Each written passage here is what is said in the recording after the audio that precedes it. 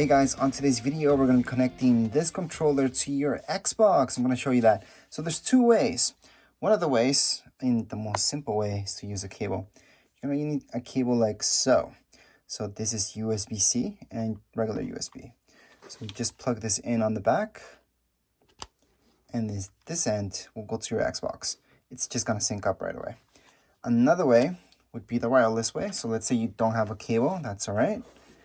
All we have to do is obviously put your batteries first. So I should actually mention that at first. So we're going to do that right now. So I got some batteries right here. And on the back, once you take this off, you will be able to just put in your batteries.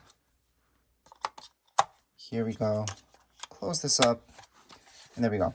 By the way, to take this out, if it's really hard, sadly, the only thing that you can do is just press really hard to take it out. Sometimes this thing is not that great. Anyways, let's just keep going. Right now, what you need to do on your Xbox, make sure it's turned on. So now we're gonna sync it.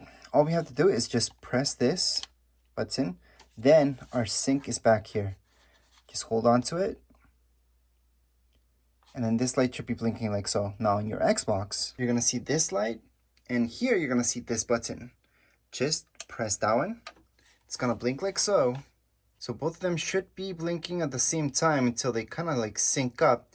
You're going to see the lights changing a little bit until it's just a steady light. If your battery's not 100% charged, that's okay. Just turn it back on and you should be okay. But as long as you got that light, that steady light, that means it's all good. So right now with my Xbox, I can just control everything. So I can go into my settings and accessories, for example, and check out a little bit more stuff so I can customize this. But as of now, you're all synced up. It works just fine. If you guys have any comments, questions, you guys can write down here in the comments area. Don't forget to subscribe and rate. Thank you.